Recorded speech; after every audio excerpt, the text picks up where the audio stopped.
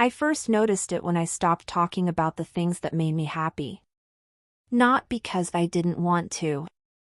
Because every time I did, something in his expression changed. Not jealousy. Not anger. Something quieter. Distance. If I mentioned a good day, he'd smile politely and say, "That's nice." If I laughed about something that didn't involve him, he'd nod and look away. If I sounded excited, he'd become suddenly thoughtful, almost tired. He never criticized my happiness. He just didn't join it. And slowly, without realizing it, I learned a rule I had never been told. Joy was safer when it included him. The first time I felt guilty for being happy, it surprised me. I had spent the afternoon with friends. Nothing special. Just talking, laughing, forgetting the time. When I came back and told him about it, my voice was still light. He listened quietly. "That sounds fun," he said. Then, after a pause, added softly, "I had a pretty difficult day." The words weren't an accusation. They were a fact. But something in my chest tightened immediately. "I'm sorry," I said without thinking. "I didn't mean to." He shook his head. "No, it's fine. You should enjoy yourself." But the joy had already faded. Later that night, alone, I realized something strange. I was replaying my laughter. As if it had been something I needed to apologize for. After that, I began editing my happiness. If something good happened, I waited before telling him. If I felt excited, I softened it. If I had fun without him, I mentioned it quickly, then changed the subject. Not because he asked. Because I hated the feeling that followed. The quiet tension.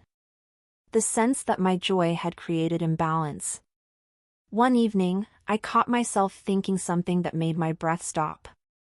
If I'm too happy without him, maybe it means I don't need him enough. And for the first time, the question appeared, soft, dangerous, impossible to ignore. When did happiness stop feeling like something I deserved? And start feeling like something I had to justify? The first thing I learned to hide was my smile. Not deliberately. Instinctively. If I walked into the room still laughing at something on my phone, I lowered my eyes. If a memory made me warm, I smoothed my face before he could notice.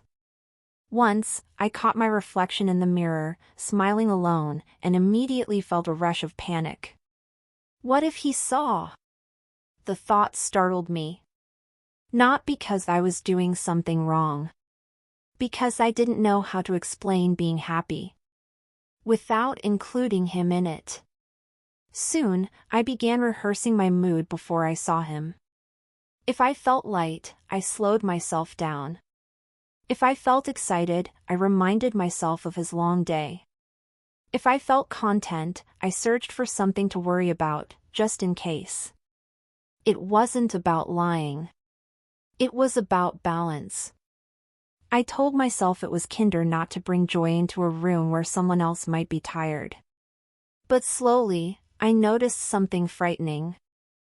I wasn't protecting him from my happiness. I was protecting myself from the guilt that followed it. The moment I understood how deep this had gone came over something small. I had received good news, nothing life-changing, just something that made my whole chest feel bright. I reached for my phone to tell him.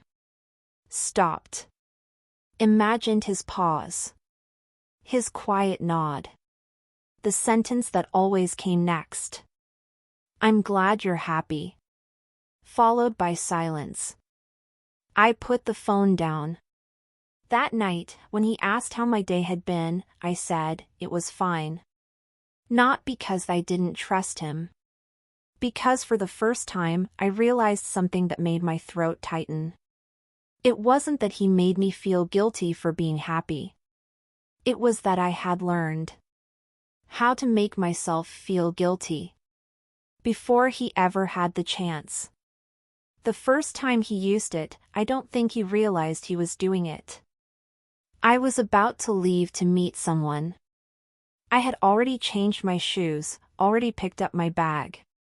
He was sitting on the couch, quiet. "Have fun," he said softly. Then, after a pause, added, "I'll probably just stay here tonight." Something in his voice made me stop. "Are you okay?" I asked. "Yeah," he said. "Just a little tired. It's been one of those days."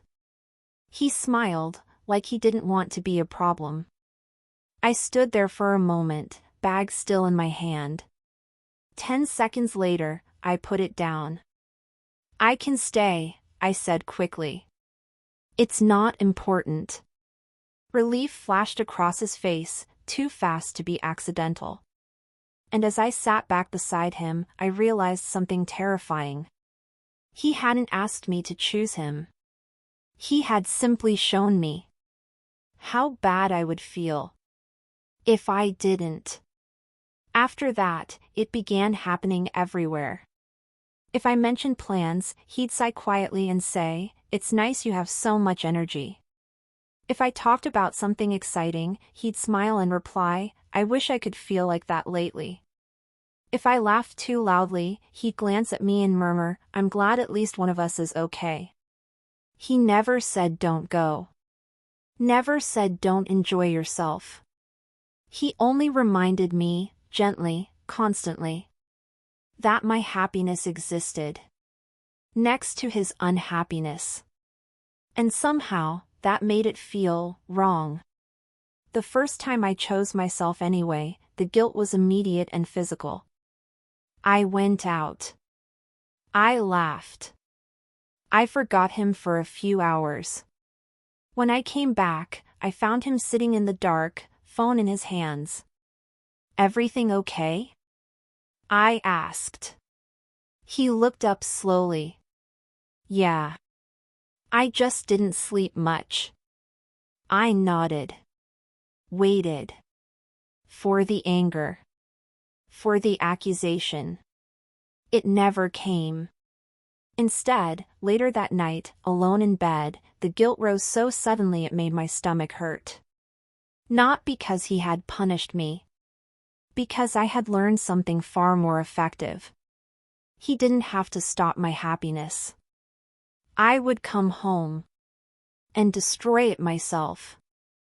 The next time something good happened, I said no before anyone could invite me. Not out loud. Inside. A friend suggested a trip. I smiled, said I'd think about it. Already knowing I wouldn't go. Not because I didn't want to. Because I could already imagine the conversation afterward. His quiet nod. His tired smile. The sentence that always came last. "I'm glad you had fun." And the silence that followed. So I declined before the joy had time to become real. Later, when he asked what I'd been up to, I said, "Nothing special." And for the first time, the lie didn't hurt. It felt responsible. Soon, I started anticipating guilt the way I used to anticipate happiness. Before agreeing to anything, I imagined how it would feel when I came back. How his voice might sound. How tired he might look. How easily my excitement would turn into an apology. Sometimes I canceled plans I had been waiting weeks for. Sometimes I pretended I was busy when I wasn't. Sometimes I stayed home and told myself I preferred it that way. But late at night, alone, I caught myself scrolling through photos of things I hadn't gone to. And the strangest part was this. I didn't feel angry at him. I felt proud of myself. For being considerate. For being loyal. For choosing us over me. The moment that finally scared me came when I realized I had stopped telling anyone what made me happy. Not just him. Everyone. If something good happened, I kept it small. If something excited me, I hid it. If something filled me with light, I swallowed it. Joy became something private. Dangerous. Something that needed to be contained. Before it hurt someone I loved. One evening, looking at my reflection, I whispered something I hadn't admitted before. If I let myself be too happy, he might realize he isn't enough. And the truth that followed almost stopped my heart. I wasn't protecting him from my happiness anymore.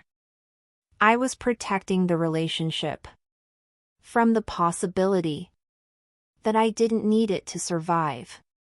The first time I let myself be happy again, it felt like betrayal. Not of him. Of the version of myself I had become. Something simple happened, unexpectedly good. A moment so light and ordinary that for a second, I forgot to stop it. I laughed. Fully. Without checking the room. Without editing the sound. The joy rose fast, warm and real. And then the panic came. I froze. My first instinct wasn't to hide it. It was to prepare the apology. But this time, I didn't. I let the feeling stay. And in that moment, I realized something that made my hands shake. I had no idea what would happen if I didn't punish myself for it. When I told him later, I didn't soften it. I didn't minimize it. I didn't rush past it. I just said, I had a really good day. And I waited. For the sigh. For the pause. For the sentence that always reminded me why joy was dangerous. It didn't come. He smiled. Genuinely. That's good, he said. I'm glad. That was all. No sadness. No distance. No quiet claim on my happiness. And suddenly, the truth landed so hard I almost laughed. Nothing bad had ever happened. Not once. The guilt had never been his. It had been mine. That night, alone, I finally understood what I had done. He had never asked me to be smaller. Never asked me to stay. Never asked me to choose him over myself. He had only been human, tired sometimes, quiet sometimes, unhappy sometimes. And I had turned that into a rule. A rule that said, my joy must be limited. So someone else wouldn't feel left behind. The quiet truth I live with now is this. The most painful control isn't the one someone places on you. It's the one you create. Because you're afraid that being fully alive might make someone realize they are not the center of your world. And once you see that, you finally understand something gentle and terrifying. Love is not the place where happiness should go to disappear.